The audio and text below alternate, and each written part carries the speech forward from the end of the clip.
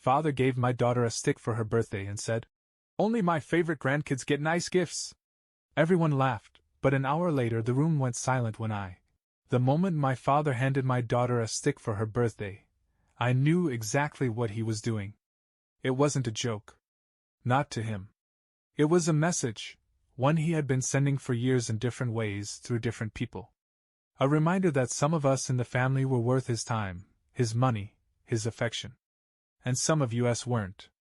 He grinned as he gave it to her, a thin, brittle thing he had probably snapped off a tree outside. "Only my favorite grandkids get nice gifts," he said, chuckling. The room erupted into laughter. Except me. And except my daughter. She was only 7, too young to hide the way her face fell, the way her small hands gripped the worthless thing like she was trying to understand why. She looked up at me, confusion clouding her bright blue eyes. I swallowed hard. I had seen that look before, on my own face, in old photographs, in the reflections of store windows when I was a boy standing just outside, watching my siblings pick out new toys while I was told to wait. The laughter in the room grew louder, like a chorus of agreement, an unspoken acknowledgement that this was just how things were. That we all knew the rules, and we all accepted them. I looked at my father. He was smiling that same smug, satisfied smile he always had when he knew he'd gotten away with something. Like it was all a game, and he was winning. I felt something crack inside me. Not just anger. Not just resentment. Something deeper. Something final. I placed a hand on my daughter's shoulder. "Go play with your cousins," I whispered. My voice was calm. Steady. She hesitated, then nodded and walked away, still clutching the stick. I watched my father clink glasses with my older brother, the golden child, the one who always got the best gifts growing up. I watched my mother, sitting quietly, pretending not to notice, as she had for years. I took a slow breath, exhaled, and made a decision. This was the last time he would ever humiliate my child. This was the last time he would win. I spent the next hour watching. Watching my father laugh with my brother's kids, handing them crisp $100 bills like he was some benevolent king. Watching my mother pretend not to see the way my daughter sat alone, absently turning the stick over in her hands while the other kids compared their gifts. Watching my siblings steal glances at me, waiting for me to brush it off like I always did. But I didn't. Instead, I waited. And when the time was right, I stood up, walked across the room, and placed a small, neatly wrapped box in my father's lap. His grin faltered. "What's this?" "A gift," I said. My voice was light, even friendly. "Something just for you." He chuckled, tapping the box against his palm. "Oh yeah? Should I be worried?" The others laughed. But there was a tension now, subtle but growing. I smiled. "Not at all. Go ahead, open it." He shrugged, tearing the paper away. A small black jewelry box sat in his hands. Fancy. Promising. He lifted the lid. Silence. Inside, lying on a bed of dark velvet, was a single wooden toothpick. His face darkened. "What the hell is this?" I leaned in, just enough for only him to hear. "Only my favorite dads get real presents." The laughter stopped. A ripple of confusion spread across the room as people caught on. My mother stiffened. My brother's smirk vanished. My sister cleared her throat. My father just stared at me, his face turning red. "Excuse me?" I didn't break eye contact. I said, "Only my favorite dads get real presents. Isn't that how it works?" I could hear my daughter giggle softly in the background. His jaw clenched. He turned to my mother, as if expecting her to step in. She didn't. For once, she didn't. I crossed my arms, my voice steady. "You spent years making sure we all knew where we stood. And now, I'm just following your example." The silence was deafening. And then, from across the room, my cousin spoke up. "You know, he's not wrong." That's when everything changed. The shift in the room was almost physical, like the walls themselves had absorbed the years of tension and were finally exhaling. My father turned sharply toward my cousin, eyes narrowing. "What did you just say?" My cousin, Mark, shrugged, swirling the drink in his glass. I said you're not wrong. He leaned back in his chair, glancing around. We've all seen it. The favoritism. The way you treat some of us like we matter, and the rest like we're just extras. A murmur passed through the family. People looked at each other, at me, at my father. I saw my mother swallow hard, suddenly fascinated with the pattern on the tablecloth. My older brother, Greg, the favorite, cleared his throat. Come on, Mark. That's a little dramatic. Mark arched a brow. Is it? You got a new fishing boat for your birthday last year. Remember what you gave me? A gas station gift card. He chuckled dryly. And it wasn't even activated. Someone snorted. Aunt Linda, my father's younger sister, crossed her arms. I remember when I graduated college. Dad gave me a used coffee maker and told me to make something of myself. She shot him a look. You bought Paul a brand new car the same year. Paul, my younger cousin, suddenly looked like he wished he were anywhere else. The room was unraveling. I watched my father's jaw tighten, his hands gripping the arms of his chair. That's enough. But it wasn't. Not by a long shot. Because for the first time, the people he had always controlled, divided, and dismissed weren't backing down. And my daughter, who had been gripping that stupid stick like it was all she had, was watching. I wasn't going to stop now. I leaned forward. You've spent years making sure we all knew where we ranked. You laugh about it, make little comments, hand out insults like they're gifts. But this time you did it to my daughter. My voice hardened. And I won't let you. His face flushed. Don't be so sensitive. She's a kid. She doesn't care. She does. My voice cut through the room like a blade. She's 7, Dad. And she's already learning that her own grandfather doesn't think she's good enough. That's on you. The silence that followed was different now. It wasn't just awkward. It was heavy. Something inside my father's world had cracked. And for the first time, he realized he might not be able to patch it back together. My father's eyes darted around the room, searching for an ally. Greg? Looking uncomfortable, staring at his drink. My mother? Silent, hands folded tightly in her lap. My cousins? Some nodding along, others just watching, waiting. No one was coming to his rescue. He scoffed, shaking his head. This is ridiculous. You're all blowing this out of proportion. I didn't blink. Am I? I turned and pointed toward the kids. My daughter had joined the other children, but she wasn't playing. She sat near the edge of the room, the stick still in her lap, looking down at it like she was trying to figure out what she had done wrong. Tell me, Dad, I said, voice steady. What did she do to deserve this? He waved a dismissive hand. Oh, stop it. It was a joke. Was it? Mark asked from across the room. Because I don't remember anyone laughing except you. More murmurs. More shifting. The weight of years pressing down on all of us. Greg finally spoke, hesitant. Look, Dad. Maybe, he exhaled. Maybe you do take things too far sometimes. That was it. That was the moment. The moment my father realized he wasn't just losing this argument, he was losing the room.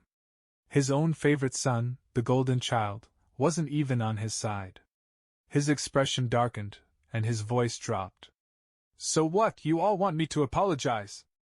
I shook my head. No. I don't want an apology. He smirked, like he thought he had won something. But then I continued. I want you to understand that this was the last time. His smirk faded. What's that supposed to mean? It means that I'm done. Done playing along. Done letting you treat my daughter like she doesn't matter. I straightened. I'm done with you. The words landed like a slap. His face turned red, then pale. Oh, don't be dramatic, he scoffed, but his voice had lost its edge. What, you're just gonna cut me out of your life over a stupid joke? I held his gaze. You already cut me out a long time ago. His mouth opened, then shut. Because he knew I was right. The room was dead silent now. Then my mother, the woman who had spent years smoothing things over, finally lifted her head and said, almost too softly, "Maybe he's right." And just like that, my father, the man who had spent his life controlling every conversation, had nothing left to say. My father let out a sharp, bitter laugh. "Oh, so that's how it is. After everything I've done for this family?" He gestured around the room, as if expecting someone, anyone, to jump to his defense. No one did. Even Greg, who had spent his entire life basking in my father's favoritism, wouldn't meet his eyes. For the first time in his life, my father wasn't the loudest voice in the room. And he hated it. He turned back to me, jabbing a finger in my direction. "You really think you're better than me, don't you?" I didn't flinch. "No," I said, my voice calm. "But I know I'm better than this." My father's nostrils flared. "Fine. If that's how you feel, then don't expect me to come around anymore." He said it like a threat, like I was supposed to beg him to stay. I just shrugged. "Okay." His jaw clenched. "You think you can just walk away from family?" "You already did," I shot back. "When you decided some of us mattered and some of us didn't. I'm just making it official." Silence.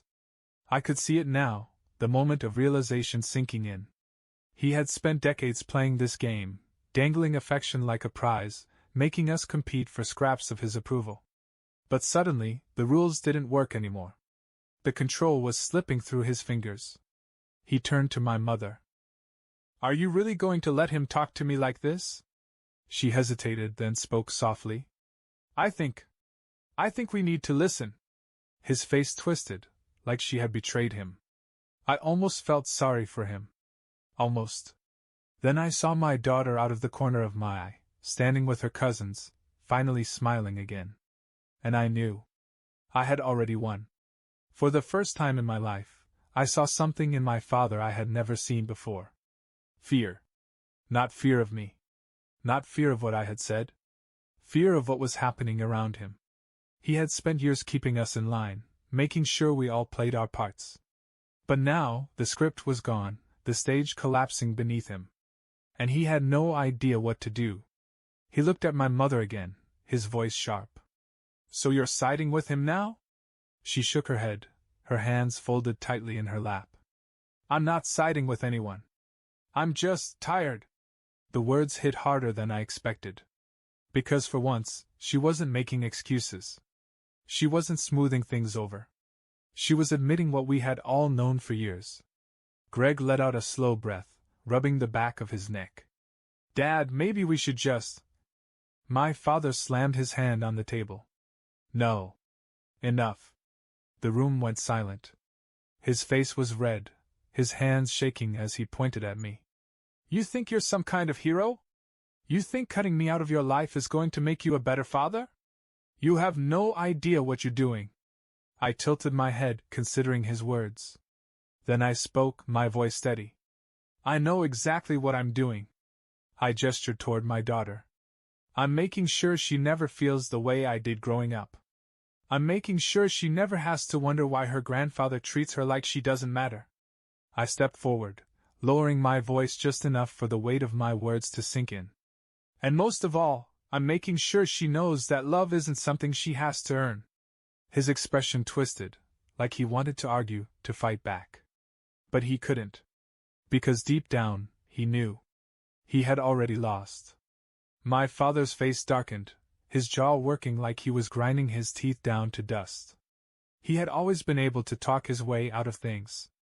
A quick joke, a dismissive wave, a sharp remark to put someone back in their place. Not this time. Not when the entire room had finally turned against him.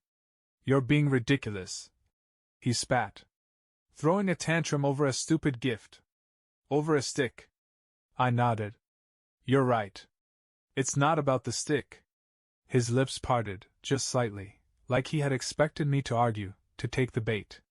I didn't. "It's about everything," I continued. "The favoritism. The manipulation. The way you've spent years making sure we all knew who mattered and who didn't."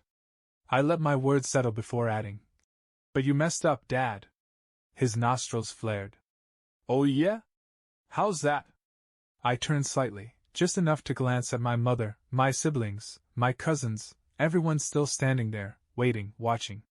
"You made us believe we had to accept it," I said. "That we had to keep playing along. That there was nothing we could do about it." I met his eyes again. "But tonight, we finally realized something." I let a slow smile creep onto my face. "We don't need you." It was the final blow. His entire body went rigid. He turned to my mother again, desperation flickering in his eyes. "Margaret," he said through clenched teeth, "are you seriously letting him talk to me like this?" She swallowed. Her hands, always so still, always so careful, twisted in her lap. Then, softly, she said, "Maybe we should go." A lifetime of power, of control, of being the center of attention, crumbling in an instant. For the first time in his life, my father had nowhere left to go. And no one left to defend him. My father looked around the room, desperate for someone, anyone, to step in. But no one did. Not Greg. Not my mother. Not the cousins who had spent years laughing at his jokes, hoping to stay in his favor. The weight of it hit him all at once. His whole life, he had been the center of gravity in this family. We revolved around him, careful not to drift too far, afraid of what would happen if we did. But now, he was the one left standing alone. And he couldn't stand it. "You're all being dramatic," he muttered, grabbing his drink and downing what was left. No one answered. He let out a sharp breath, trying to regain control. "Fine. If this is how you all feel, then maybe I should go." He stood, straightening his jacket like this was his decision. Like he was leaving on his terms. But we all knew the truth. I watched as he walked toward the door, his steps stiff, shoulders tense. He didn't say goodbye. He didn't look at me. He just walked out. The front door shut behind him, the sound cutting through the air like the final note of a song no one wanted to hear. For a moment, no one moved. Then, quietly, my daughter's small voice broke the silence. "Is he coming back?" I knelt beside her, gently taking the stick from her hands. "Not if he's going to act like that," I said softly. She hesitated, then looked up at me. "That's okay." And just like that, the weight in my chest finally lifted. The room didn't immediately go back to normal after my father left. No one spoke. No one moved. It was like we were all waiting for something, for him to barge back in, for my mother to run after him, for someone to crack a joke to break the tension. But none of that happened. Instead, it was my mother who let out a slow, trembling breath and reached for her glass of wine with both hands, as if steadying herself. "Well," she murmured mostly to herself. "I suppose that was overdue." That was when everything truly shifted. Greg, the golden child, the one who had always been on my father's pedestal, rubbed his hands over his face and let out a dry laugh. "God," he muttered, shaking his head. "I can't believe it took this long." Aunt Linda, who had spent her entire life biting her tongue around my father, scoffed. "Took this long? I gave up on him 30 years ago." More voices joined in. My cousin Mark let out a sharp breath and muttered, "Man, I should have spoken up years ago." Even Paul, the youngest in the room, looked up from his phone long enough to say, "I thought I was the only one who noticed how much of a jerk he was." It was like watching a dam break. For so long, my father had held our family in check, controlling conversations, turning people against each other, making sure his approval was always something we had to chase. But now we were free. And for the first time, we were talking. Really talking. Stories started pouring out. Aunt Linda told us about the time my father refused to come to her wedding because she married someone he didn't like. Mark confessed that when he lost his job 2 years ago and needed help, my father had laughed and said, "Sounds like a you problem, kid." Greg, looking more ashamed than anything, admitted that even though he'd always been the favorite, it never really felt like love, just a test to see how much he could measure up. And my mother, who had sat through years of dinners pretending everything was fine, finally whispered, "I spent so much time smoothing things over. I don't even know who I am without it." The words hung in the air, heavy and raw. And then my daughter, my sweet, 7-year-old daughter, the one who had been hurt the most tonight, stood up, walked over to her grandmother, and climbed into her lap. "It's okay, Grandma," she said simply. "You don't have to do that anymore." My mother's eyes welled up with tears. And just like that, the past didn't feel so inescapable anymore. That night, the party didn't end in awkward silence. It didn't collapse into a mess of arguments or guilt. Instead, it continued. For the first time in years, we laughed, not at anyone's expense, not because we felt like we had to, but because we wanted to. Greg and Mark started making jokes about the weirdest gifts they'd ever received from my father.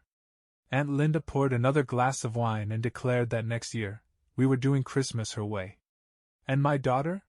She played with her cousins like nothing had ever happened. No longer worried about why she wasn't good enough. No longer carrying the weight of my father's cruelty. Just a kid. Happy. Free. And as I watched her, I realized something. I had spent my whole life trying to earn my father's approval. Trying to be good enough. Trying to keep the peace. But tonight I had done something far more important. I had broken the cycle. And that was worth more than his approval ever could be. As the night wound down, people slowly trickled out, but something felt different. Lighter. Like a weight none of us had realized we were carrying had finally been lifted. Before she left, my mother hesitated at the door, looking at me. "I don't know what happens next," she admitted. I nodded. "Me either." She glanced at my daughter, who was still laughing with her cousins. A small, sad smile touched her lips. Then, softly, she said, "But maybe this is a good thing." And for the first time in my life, I truly believed it was. As I tucked my daughter into bed that night, she looked up at me. "Dad?" "Yeah?" She grinned. "I think I like my stick." I chuckled, brushing her hair from her face. "Yeah?" She nodded. "Because now I know it doesn't matter." I kissed her forehead, my chest swelling with something I couldn't quite name. Maybe love. Maybe pride. Maybe relief. Because she was right. And for the first time in generations, my father's approval no longer meant a thing.